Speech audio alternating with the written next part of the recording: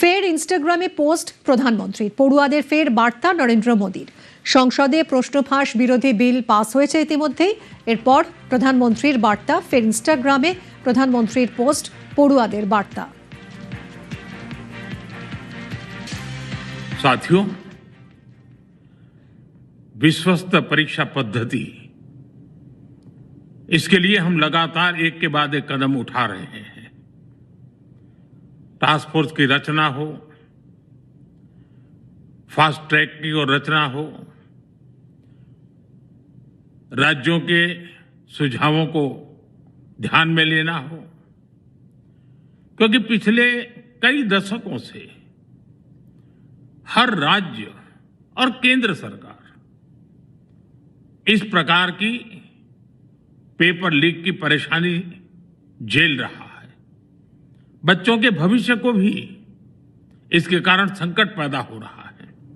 इन सब को ध्यान में रखते हुए देशव्यापी सभी राज्यों में भी और केंद्र में भी शिक्षा पद्धति में सुधार अनिवार्य हो गया है।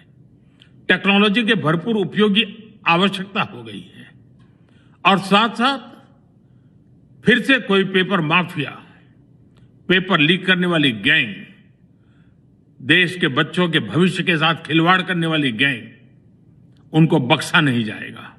इसलिए कठोर कानूनों की भी जरूरत है।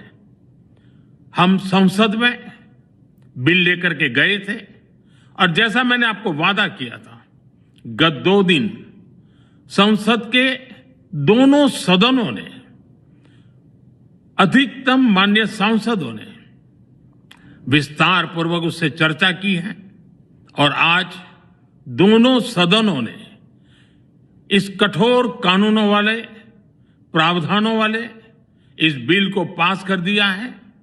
अब विश्वस्त परीक्षा पद्धति की दिशा में जाने में एक महत्वपूर्ण काम पूर्ण हुआ है।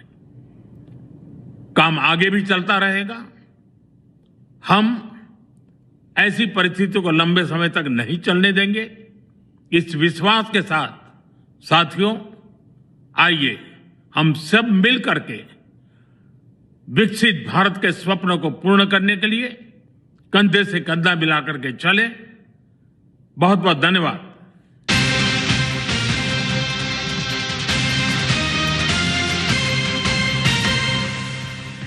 পরীক্ষায় বেনিয়ম রুখতে বিল পাস সংসদে।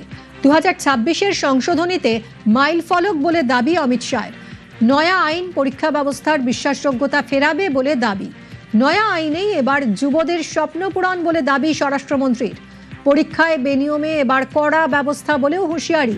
নিরপেক্ষ মেধাভিত্তিক বাছাই সম্ভব হবে বলেও আশাবাদী শাহ।